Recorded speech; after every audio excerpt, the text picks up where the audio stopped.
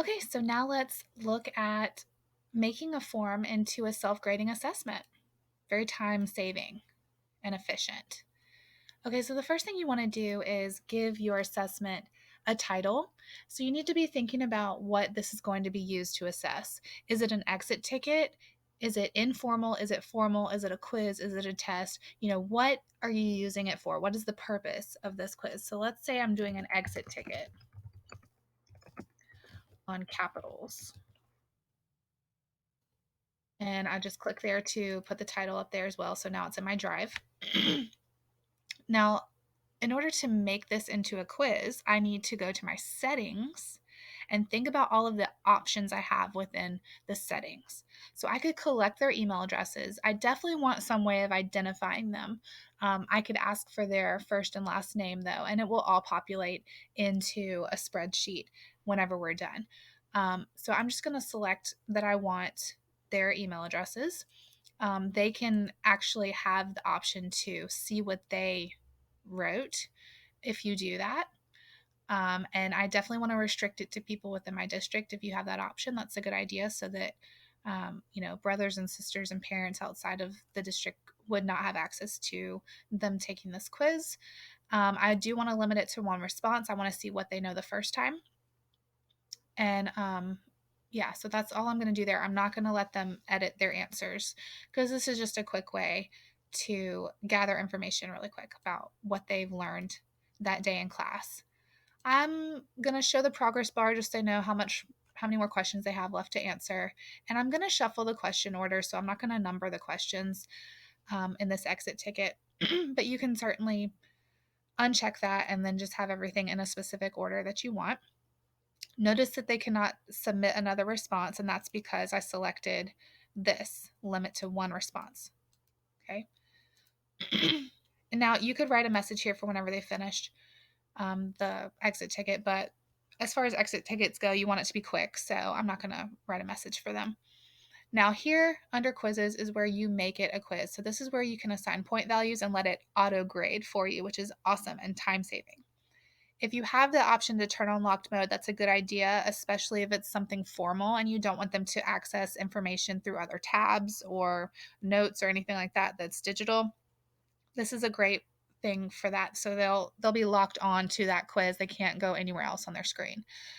Okay, I do want them to see their grade immediately after because it's an exit ticket. I want them to get that immediate feedback and, review their answers. And so the only time you would want to turn on manual review would be like, let's say you're doing short answer or paragraph questions, then you would want to go in and actually verify the information that they typed in yourself manually.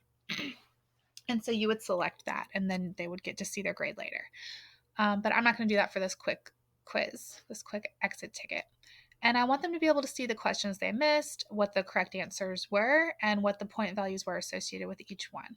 And I need to make sure that I hit save when I finish changing all of those settings. Okay, so now we've got locked mode. We've got only people in Charleston County School District could use this. And we're going to go ahead and start building our quiz now. Notice that it says total points right here. That's important because if you want them to get a grade back and you want it to be in a percentage format that they're used to, like 90% and above is an A in our district, then you're going to want to make sure that the total points here equal 100. Otherwise, they could get random points like 17 and not have any idea what that means. They're going to think that they got a 17 as their grade, even if it was out of 20 total points. They're not going to understand that, some of them. So you either need to teach them how to calculate their grades by dividing and getting a percentage, or you need to just make sure that the total points equals 100. So right here, I'm just going to ask them for their name. Even though I'm collecting their email address, it's still good to ask for their name. And that it recognizes it's a short answer. Notice right here it says answer key and 0 points. I don't need to give them points for writing their name, so I'm not going to. And I am going to make it required. I do want them to make sure that they type that in before they hit submit. Now I'm going to start building a 5-question exit ticket, which means that each question is going to be worth 20 points. I can change the point values and make one more than the other or whatever, but I'm just going to keep it very basic, 5-question exit ticket, and just keep it simple. All right, so now let's say my first question, and I'm just going to copy it from this other one. Let's say I want to know, what is the capital of South Carolina? Okay. So it's got options here where we can make it a multiple choice, short answer, paragraph, checkboxes, drop down. Now, remember I said for short answer, you're going to want to go back and manually review those answers. And I'm going to show you why. Let's say it's short answer. Here's my answer key. All right, I'm going to add a correct answer here for the computer to recognize, for the form to recognize what is the correct answer so it can grade it for me. So let's say, all right, so the correct answer is Columbia. But what if my students don't type that correctly or spell it correctly or don't capitalize correctly or something like that, or they type Columbia, South Carolina like this?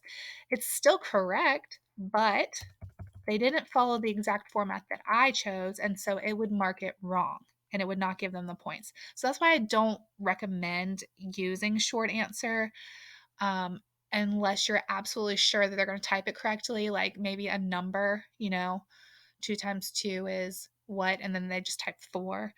Something like that, something very simple that they're not going to accidentally type something incorrectly. That would be when you would use short answer. Otherwise, there's a chance that they could get it wrong even though they got it right. You know what I mean? So I'm going to go back and I'm going to change this to multiple choice. Okay, so now that we've got a multiple choice, I can go in and actually select the correct answer. Okay, this is the correct answer, and I want to make sure that I give it 20 points because I'm going to do 5 questions and I want it to add up to a total of 100 points. Notice right here, as of right now, this whole form is only worth 20 points because I only have one question. I'm going to just duplicate this so that now my point value will still be 20 and the required will still be on. So I'm just going to hit duplicate. Okay. So now it's required. 20 points is already set. I just need to change the question. And I'm going to change it to, what is the capital of North Carolina this time? All right, so notice that Columbia is checked, okay? They will not see this check. This is for you, the person building the form. So I'm going to go into the answer key and I need to change that. It's not Columbia, it's Raleigh. But now there's 2 checks. That's a problem. I need to uncheck Columbia. Now there's only one correct answer. I can provide answer feedback. Let's say that they've got they got it wrong and they need to go back and review the capital of North Carolina. Right here, you can actually just type them a message about it. Maybe something that you taught them in class will trigger, oh yeah, it's Raleigh. I'm sorry. And then right here, you can even hyperlink to maybe a website that tells them some information, or a doc that you've created or slides that you've created about the capital of North Carolina, so they could go back and review material here. They can even watch a video. Let's say that y'all watched a video on this topic and they just need to go back and review that video. Then you can attach it here with YouTube or a URL of your own.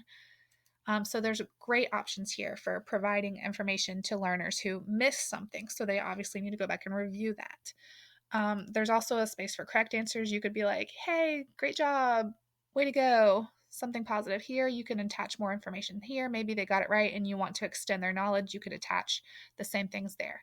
So I'm not going to do that for time's sake. All right, so we've got Raleigh now is selected for North Carolina. So I'm done with this. Okay, and I'm going to duplicate another question because right now we only have 1, 2, and this is my 3rd question. You can see total points is 60 right now. My next question is going to be, what is the capital of Florida? Okay, this is my 3rd question, but I'm going to change the format here. I'm not going to use multiple choice. I'm going to use drop down. Okay, so it's going to look like multiple choice to me right now, but the person viewing it will have a drop down menu exactly like this, where there's an arrow that click and they select the correct answer out of that. Obviously, the correct answer is not Raleigh. I need to go in and fix that on the answer key here, and I need to unselect Raleigh. Same thing you did before. All right, so now I'm going to duplicate. Now I'm at 80 points, which means this is my 4th question, and I'm going to create a checkbox question this time. which of these cities are located in the Carolinas? So that's North Carolina and South Carolina. I'm going to change that to check boxes, and Columbia and Raleigh are located in the Carolinas. So there's two options there. Okay, I definitely prefer to use checkboxes whenever there's multi-selecting for a response rather than multiple choice, just because students are very much trained that multiple choice only has one correct answer. So you definitely want to use the checkboxes when it's multiple options. Okay, and then I've got one more question to build. So now I have 100 points, but I need to fix this question so that it's something different. And I'm going to um, say which city is the capital of the state in the picture. Well, right now we don't see a picture. This is obviously going to be a one response question, so I'm going to change it to multiple choice. And I'm going to choose Florida to be in my picture. So I'm going to go here, and maybe you don't see it at first, but just scroll over and you'll see this mountain picture show up. That's for you to add an image. So you're going to click on that. And right here, I'm just going to use Google image search, and I'm just going to search for Florida. All right, and I'm going to select, obviously, a picture of Florida that is the shape of the state, and I don't want it to tell them that Tallahassee is the capital. So I'm going to select this one. That's a good picture, and I'm going to select Insert. And now it's going to populate right here on the question.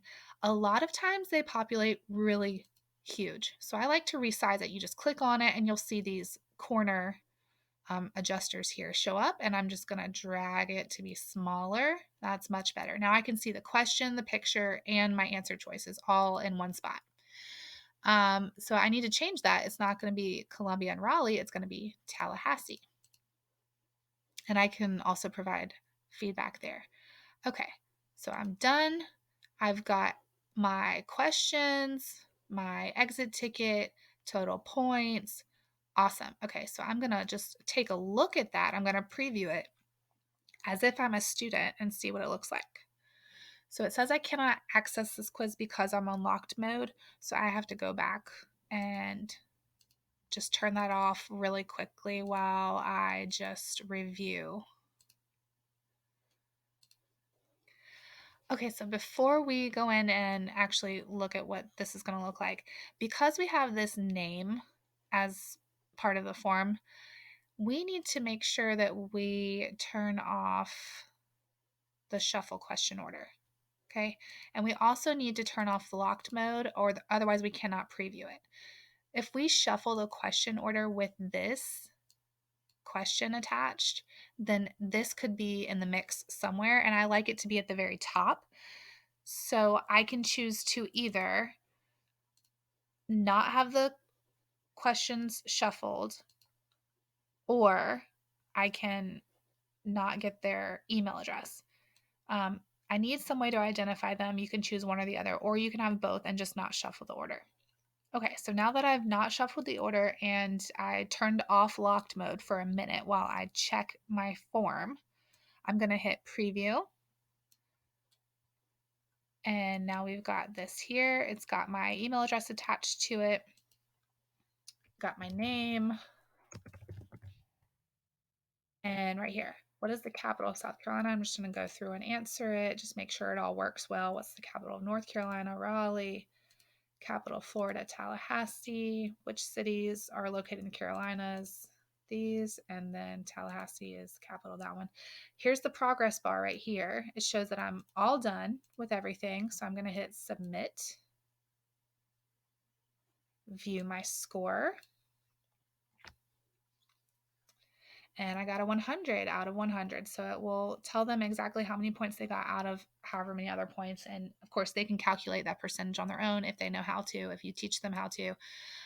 Or you can do it in a percentage form. And it shows the correct answers. It shows what I got right, what I got wrong, which was none. And it would provide feedback if I had attached feedback to any of them. Okay, so now that we did that, we're going to go back to the original form and look right here, responses. There's now been one response, my response. So let's click on that. So right here, we can see a summary. of all the responses. So it will tell us some nice little insights. It'll tell us what the average score was, the median, the range, all of that. Gives us some great data points here to look at. It gives me exactly who took it and what their grade was and when they took it. Right here, it'll list that. I can release the scores and I can message people. So that's another good thing to use whenever you have manually gone through and graded too. And it even shows me a breakdown of each question. So obviously the first question is just the name, so I don't need to worry about that. But the second question, let's say that a certain percentage of people selected Raleigh.